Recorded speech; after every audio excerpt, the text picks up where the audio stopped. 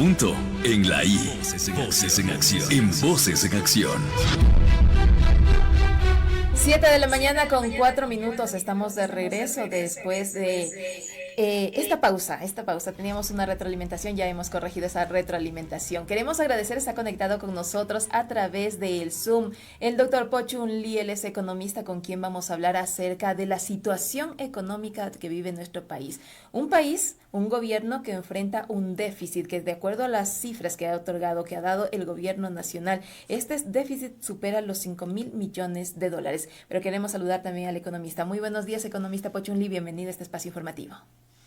Muy buenos días, Maritza y Hamilton. Siempre un gusto acompañarles y estoy quedando mal con usted, como parezco ya político que no cumple las promesas. Se supone acá le que estamos esperando, en la algún silla momento está tenía acá. que visitarle. Así es, acá está la silla esperando, pero yo sé que en la siguiente entrevista usted va a estar acá en la cabina como nos había ofrecido, creo que fue en el 2022, 2023, economista.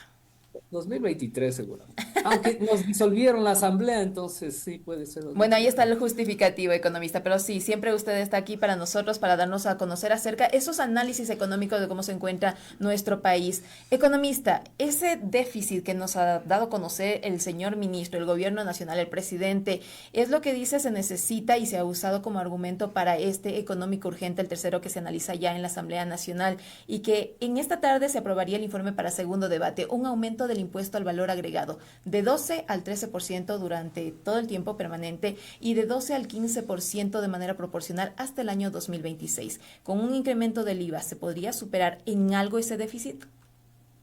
Sería en algo, no creo que sea suficiente. La verdad es que si hablamos del déficit hasta fin de año y si quieren cumplir, estamos hablando de casi 13.000 millones. ¿De dónde salen esos 13.000 millones?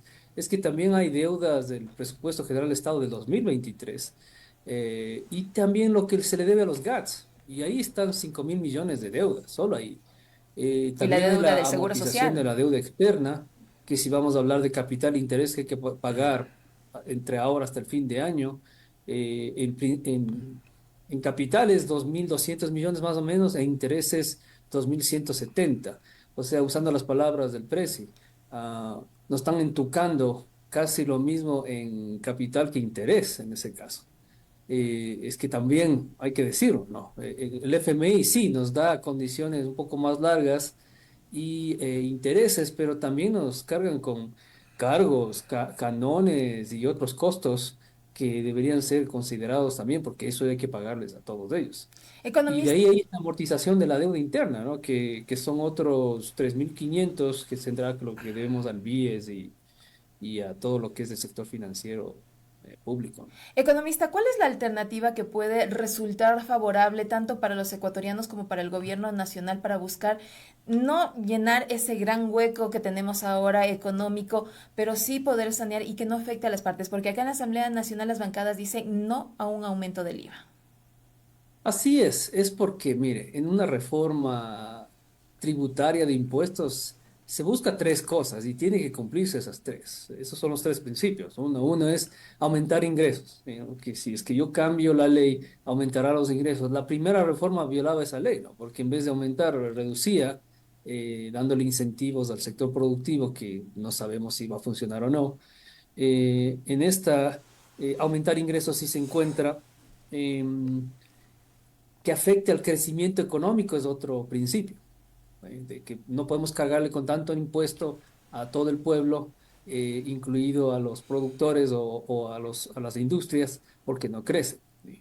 Y la otra es que tiene que ser progresivo, ¿no? Pague el que tiene más o el que gana más. Y el IVA no es progresivo, es regresivo. Y es mentira también decir, y hay que decirlo, que el pobre solo come lo que está en la canasta. Usted, como pobre, el día que come un chocolatito ya está pagando IVA. El día que quiere pegarse un helado ya está pagando IVA. Y todo lo que conforma la canasta básica también tiene componentes de los insumos, Que están pagan grabados IVA. con IVA. Entonces, no es verdad eso. O sea, hay que decirle al pueblo que sí hay un efecto inflacionario cuando se sube el IVA. Economista, al subir el IVA, ¿también decrece el poder adquisitivo de los ecuatorianos? Sí, claro, eso es lo que le pega al bolsillo de todos, ¿no? Y más a los pobres, porque hay que entender que en relación al ingreso que tienen los pobres, ellos pagarían más IVA al final, ¿sí? Y eso es difícil determinar que solo el pobre come o compra lo que está en la canasta básica. Más probable que no. Si usted compra minutos del celular, un saldo ya está pagando más IVA. Entonces ahí están esos problemas, ¿no? Hay otras soluciones que tal vez no sean subir el IVA. ¿Cómo Además, cuál es, hay que economista? decirlo claro también, si queremos cuentas claras, ¿cuál es la factura que nos quieren pasar por todo lo que implica el conflicto interno, ¿no? Hay que hacer, en el sector público todo es planificación, usted me tiene que decir en qué quiere gastarse. Y suponiendo en el caso que parte de ese gasto es de inteligencia, gastos reservados, no se puede decir, ya póngale como esa cifra, pero dígame cuánto tenemos que asumir todo el mundo y ahí vemos cómo pagamos. O sea, usted le están dando un cheque en blanco o estamos ocultando otras cosas, ¿no? Porque hay dos situaciones, ¿no? Lo único que no cumplimos en el 2022 con el FMI, con el acuerdo del FMI, eran dos cosas. Una es que no subimos el IVA y la otra era que no nos deshicimos del subsidio de los combustibles o no logramos focalizarlo. Entonces, esos son también dos cosas que el FMI quiere que hagamos para que nos presten la plata. Y que se podrían concretar, entendería yo, con esta decisión o este planteamiento que ha presentado el presidente y también con ese anuncio que ha hecho que se va a hacer una revisión focalizada en unos 4 meses aproximadamente de los combustibles. Sí, así es. Y hacerlo en serio, ¿no? Porque yo sé que es un problema eh, por lo menos complicado, pero es un problema que tiene una inercia tremenda, ¿no? No dejar de hacer implica que cada año estos subsidios aumentan y aumentan, porque el parque automotor aumenta, ¿no? Y en este país tampoco estamos viendo que hay una transición a energías renovables o otro tipo de energías. Entonces, y con lo caro que son los automóviles acá, la gente mantiene sus autos más de 10 años, ¿no? Y eso también implica que no estamos usando la mejor tecnología para transportarnos. Entonces, sí, es un problema que hay que resolverlo. Hay maneras de hacerlo, sería paulatinamente, sería tecnológico y sería siempre transparente, ¿no? Y social, o sea, en el sentido de hay que socializarlo para que la gente haga esos preparativos, sepa cuánto tiene que manejar, cambie sus hábitos, o sea, hay gente que usa el carro hasta para ir a comprar el pan. Entonces, con gasolina cara, eso también cambia los hábitos. ¿Cuál sería una alternativa a su criterio economista para poder obtener recursos permanentes, me refiero? Porque lo que se dice desde el gobierno, para gastos permanentes se necesitan recursos permanentes. Permanentes, uno es el ISD, eso cobran todos los días, cada vez que usted saca plata, no le afecta al más pobre. ¿Pasar al Sin 5%, embargo, al 6%? eso sí ya es debatible, ¿no? Puede ser 5 o 6, depende de esos ingresos. Otra vez, lo que no nos dicen es cuál es la factura de pagar por el conflicto interno, si es que van a aumentar. Y aquí nos hemos salvado de otros dos grandes desastres, ¿no? Uno era el fenómeno del Niño y aparentemente los apagones van a terminar porque ya está lloviendo. Entonces, yo sospecho claramente que es un problema más de que no hay plata en el fisco y lo más rápido es cobrar el IVA, ¿no? El IVA se lo cobra cada mes, ¿no? El impuesto a la renta se lo cobra como utilidades una vez al año. Ahora, con esa nueva reforma, se lo cobraría cada mes, ¿no? Como mensualizado. Entonces, eso también ha traído algo de alivio y liquidez. Por supuesto, estamos conversando con el economista PhD Pochun Lee, economista docente universitario, sobre la situación económica que vive el Ecuador. Son las 7 horas con 13 minutos, nos marca el territorio, el reloj en todo el territorio nacional. Economista, en este sentido, ¿usted considera además que podría ser una solución, como lo han mencionado algunas bancadas de la Asamblea Nacional, podría ser una solución la moratoria para El cierre. el cierre del ITT, perdón? Es posible. O sea, es posible porque a nivel técnico es imposible cerrarlo para agosto de este año. Entonces, si usted tiene una justificación ya técnica, ¿sí, no? De que cuánto tiempo toma desmantelar. Y además se La idea requieren es una recursos, ¿no? moratoria, ¿no? Es que nos cuesta también desmantelar. Entonces, es que podemos mover ese costo hacia el futuro un poco, no estaremos incumpliendo la la ley, ¿no? La idea es ambiental. Si dejamos de bombear, es una cosa, y si es que podemos no pagar este desmantelamiento, también es un ahorro. Hay que verlo de esa manera, más que desde los ingresos, ¿no? De que, ja, ja, ja, tengo 2 años más para bombear y de ahí otros 2 años para desmantelar. Eso sería trampa, ¿ya? Hay que jugar con el mandato del pueblo. Lo correcto es decir, mire, cuánto tiempo me va a tomar desmantelar, cuánto me va a costar desmantelar y tratar de mover ese costo hacia el futuro y ahí termina, ¿no? Así no incumplimos lo que dice la ley. Y esos informes técnicos la hará gente experta, porque le van a decir que no podemos hacerlo para agosto y eso es la verdad. Toma tiempo desmantelar. ¿Cabría la posibilidad de que, como están pidiendo algunos sectores de la Asamblea, se inserte esta nueva consulta sobre la moratoria en la consulta popular? De las preguntas En las planteadas y preguntas aprobadas por la planteadas por Corte. Claro que sí. Lo mejor, pregúntele al pueblo. Si usted no puede hacer la decisión, pregúntele al pueblo, si es que es difícil. Entendemos, hay que entender que el contexto tal vez cambió. Como esta declaración de conflicto, se requiere recursos y queremos, en vez de poner 1.000 millones a desmantelar algo que nos va a quitar ingresos, por favor, pueblo ecuatoriano, denos una moratoria de 2, 3 años para mover eso hacia el futuro, ¿no? O sea, ustedes verán el tiempo. Por eso el informe técnico es importante, porque solo ellos saben decirle cuánto se demora, cuánto cuesta. Y le van a Es por contar transparencia, no es para hacer bien las cosas. por supuesto, y le van a contar al país cuánto cuesta, cuánto tiempo y en sí qué es lo que están pidiendo algunos sectores, algunas bancadas, ¿no? Que se clarifiquen las cuentas, lo que usted ha mencionado aquí, economista. Así es. Y bueno, si queremos hablar de otros ingresos, también se pueden subir ciertas partidas arancelarias para productos suntuarios. En otras palabras, si usted quiere el chocolatito importado, le va a tener que costar más. Y eso no va en contra del pobre, sino al que quiere celeste que le cuesta.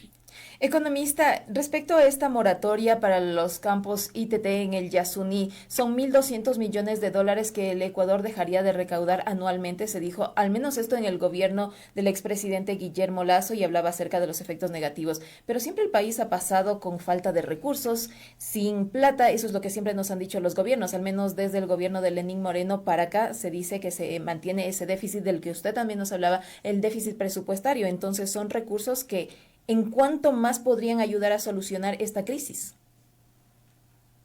O sea, también hay que en algún momento sincerar esas cuentas. Esa es la otra realidad. Eh, lo que no hay cómo hacer en el sector público es lo que llaman despedir gente, ¿no? Siempre reducir el tamaño del Estado implica deshacerse de programas que ayudan de alguna manera al más vulnerable. O sea, entonces, por eso siempre se hace esa revisión de que cómo podemos mejorar esos programas o servicios que ofrece el Estado y siempre se habla de optimización, de que en vez de tener tres personas pegando el sello en el mismo papel, busquemos a que una persona pegue el sello y las otras dos despachen o hagan algo diferente, Redistribuir ¿no? mejor el Entonces, trabajo. si se puede hacer es eso.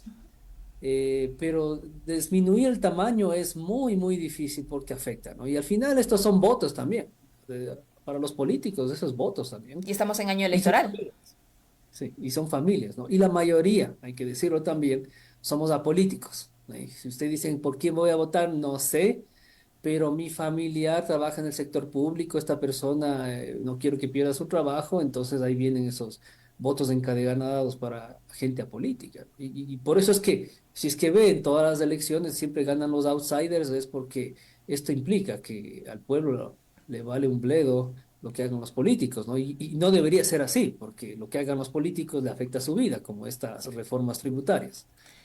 Por supuesto. Economista, ¿está en riesgo la dolarización? Porque eso también se dio a entender desde las autoridades del Ministerio de Finanzas. No, es que siempre miren, ahora también con que no tienen plata para pagar los sueldos, ¿no? Me incluyo ahí y usted también. Todos los Estamos del en sector ese mismo público. bote. Sí, en el sector público. Y realmente, si usted sabe, en diciembre se paga el IVA del enero, en enero se cobra el IVA de diciembre. Entonces, ¿de qué plata sí va a haber? ¿Sí? Otra cosa es, de alguna manera, están poniendo la presión en la asamblea, haciéndoles quedar mal, que si no pasa la reforma tributaria que tienen, no van a pagar. O sea, ¿no? Entonces, Yo creo que hay un poco de eso. En ningún Am, momento entonces la dolarización corre riesgo, porque eso es lo que, insisto, se ha dicho desde las autoridades. No es que exista ese riesgo, sino como usted lo menciona, es una presión. es una presión, no hay ese riesgo. Si usted ve cuánto es, más o menos estamos por los 5.000. ¿Cuánto necesitamos cada mes? Mantener más o menos 2.400. Esas son para cumplir con las obligaciones que tenemos en el exterior, ¿no? Usted paga, se fue de viaje y se fue a Cancún y tuve que pagar, ahí sería una. Si es que hace importaciones, tiene que pagar eso, pero en eso estamos sólidos. Así que yo no le veo que se va a caer las reservas y no vamos a cumplir con los pagos internacionales. Eso es casi imposible. Am, Con, y re- afectaría, ¿no? con Usted quiere respecto, ponerle al economista, presidente a sus empresas también. economista, con respecto al pago de un impuesto adicional de las personas jurídicas para aportar a este financiamiento del conflicto armado interno. ¿Cuál es su opinión respecto a esto? Han dicho los políticos y han dicho la Asamblea, lo ha dicho de parte del Ejecutivo, que aquellos que han facturado más en el último año, pues deban pagar un aporte adicional para recaudar estos fondos de una manera inmediata. Yo estoy de acuerdo con eso porque estamos pidiendo una contribución especial a los que más han ganado más que nada, los que han tenido el flujo. No es Ejemplo, la justo, por banca. ejemplo, siempre vienen con el impuesto al patrimonio, ¿no? No necesariamente el hecho de tener patrimonio tiene ese flujo, causa esos ingresos. Entonces, sí, estaría de acuerdo con los que han ganado más, ¿no? Generalmente, hasta en la pandemia también lo decíamos, las farmacias, supermercados, telecomunicaciones ganaron más en la pandemia, tenían que contribuir más. Lo mismo estaría para este conflicto interno. Pero otra vez, gobierno, o sea, no, póngase pilas, muéstrenme la factura, pues en qué quieren gastarse, porque si van a gastarse en más helicópteros, en lo que es, que será material para defensa contra externa, o sea, ¿no? Fuerzas externas, entonces no nos están pasando la factura correctamente. Por eso es importante, ¿no? Por hacer esa tarea, ¿no? Demostrar cuánto nos va a costar la guerra, en qué nos vamos a gastar y por qué necesitamos esa contribución. Porque usted, si me quiere vender el Mercedes, me tiene que decir por qué tiene todas esas aportaciones de lujo. Y ahí yo consideraría buscar de dónde comprarlo. ¿Sí? Lo mismo nos están diciendo, aquí hay una guerra, es de un enemigo invisible. Queremos también saber cómo pagarlo. Por ahí existían algunas voces de algunos asambleístas que decían que en realidad no se quiere clarificar las cuentas para subir el IVA, obviamente, y obtener una mejora de calificación con el Fondo Monetario Internacional, lo que usted mencionaba al inicio de la entrevista, y con esto acceder a más créditos, pero el gobierno no lo quiere decir, lo comentaban algunos sectores economistas. Así es, o sea, nosotros sospechamos de eso, ¿no? Porque el problema en política o cuando se analiza siempre es uno contra uno, ¿no? Si el problema es económico, concéntrese en la economía y revise la historia, ¿no? ¿Qué no cumplimos con el FMI? Porque ¿quién nos puede ayudar en este déficit a corto plazo? Más probable, FMI es un conglomerado. Y en ese sentido, ¿qué buscan ellos? ¿Ya? Y dicen, miren, usted muy bien tiene calificaciones para el último acuerdo, esos dos acuerdos lo que no cumplió es que no subió el IVA, porque con eso usted me paga, ¿no? En este año casi 4.000 millones entre capital e intereses y el subsidio de los combustibles, ¿no? Que con eso, si deja de pagar en parte, también me puede repagar la deuda. O sea, el FMI es como otro banco, le interesa eso, lo que llaman consolidación fiscal. ¿Cómo arregla usted las cuentas fiscales para garantizar mi pago? Entonces, economista, ¿significa que Ecuador no tiene otra opción o el gobierno no tiene otra opción que no sea el Fondo Monetario Internacional para ayudar a solventar esta crisis económica a través de los créditos? Sí tiene, China es otro. El problema con China es que China lo ve como una transacción financiera. Entonces ellos dicen, ¿y cuál es tu colateral? ¿Sí, no? En cómo me quieres pagar. Y a ellos les interesa eh, básicamente insumos estratégicos, ¿no? Como petróleo y minas. Entonces eso tendríamos que venderle a China en ese caso, pero es puramente financiero, ¿no? Ahí sí no hay estas condicionalidades de que firma tratados de comercio, de que privatiza, reduce el tamaño del Estado, etcétera, etcétera. No hay una receta detrás de lo que el FMI desea. Y detrás de todo lo que usted también mencionaba, esto que se transparente en qué se va a utilizar esos recursos, pero finalmente no podemos ver ya los primeros resultados de esas operaciones que está desarrollando el gobierno nacional respecto al combate en contra de la inseguridad, y me refiero trasladado a lo económico, a la reducción del riesgo país. A inicios de este año, antes de estas declaratorias, estado de excepción y de conflicto interno armado, el riesgo país subió como la espuma. Ahora, de acuerdo a las mismas cifras que se ha dado a conocer, está reduciendo, está bajando cada vez más por los 1.700 puntos actualmente. Sí, pero esos 1.700 implica que igual no nos ayuda en nada. Hasta no bajar a unos 800 no nos ayuda en nada porque no somos sujetos a crédito. Pero está por otra bajando, razón. a eso es lo que voy, pero está bajando. Sí, aunque baje a 1.700, usted va a pagar 17% más el costo del dinero, que ahorita está entre los 5%, 22%. Además, nadie se arriesga a prestarle 22% en el mundo. Entonces, esa cifra no nos ayuda hasta que baje a 800 por lo menos para pagar un 10%, 11% de deuda si queremos emitirla. Por eso es que no es una opción endeudarse más a través de bonos, ¿no? Nos ayuda de alguna manera, ¿no? Pero realmente son noticias que son muy especulativas, ¿no? Y créanlo o no, hay también estrategias de bajarlo más si es que sabemos manejar bien esa percepción del riesgo. ¿Cuánto tiempo puede tomar reducir a 700, 600, 700 los puntos de riesgo país, a un país como el nuestro me refiero? Hablaríamos de 1 a 2 años, ¿sí? Y mostrando esa seriedad que buscan los inversores internacionales, ¿no?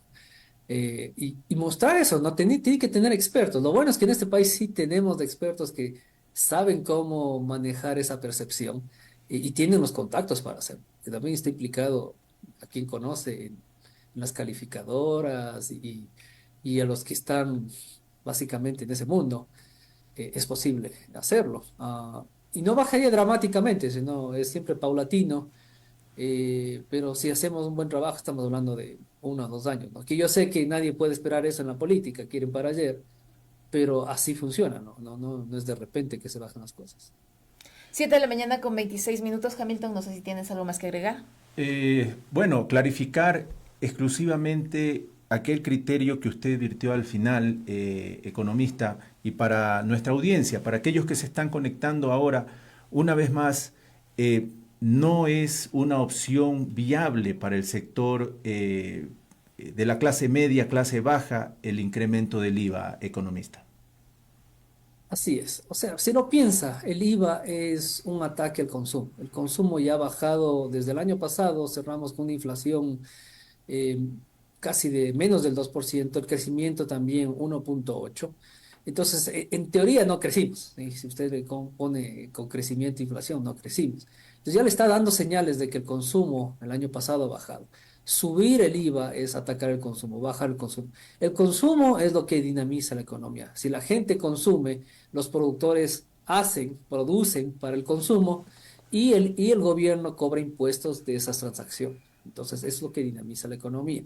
Atacar al que consume, por ejemplo. Si usted le ataca a la clase media y le quita $100 más cada mes por impuesto a la renta, es $100 que usted, por ejemplo, no saca a su familia a comer, o son $100 que usted no lleva a las lecciones a sus hijos, y eso dinamiza la economía. Esas transacciones desaparecen y ahí tenemos todo ese efecto multiplicador que no sucede. Entonces, por eso no suban el IVA, busquen otras opciones. Y algunas de esas opciones no requieren ni siquiera la asamblea, entonces ellos están felices de la vida. 7 de la mañana con 28 minutos. Muchísimas gracias al doctor Pochun Lee, economista docente universitario, respecto a este análisis a la situación económica de nuestro país. En la última parte ha enfatizado que no es una buena idea el aumento del impuesto al valor agregado. Economista, excelente día, muchísimas gracias. Excelente, gracias. Y la próxima, seguro que estoy ahí. Le tomamos la palabra, la tendremos acá. Me voy a acampar allá. ¿Sí? Perfecto, economista. Gracias. Excelente día. 7 de la mañana con 29 minutos. Usted escucha Voces en Acción, la esencia de la información. La radio de la Asamblea Nacional. 94.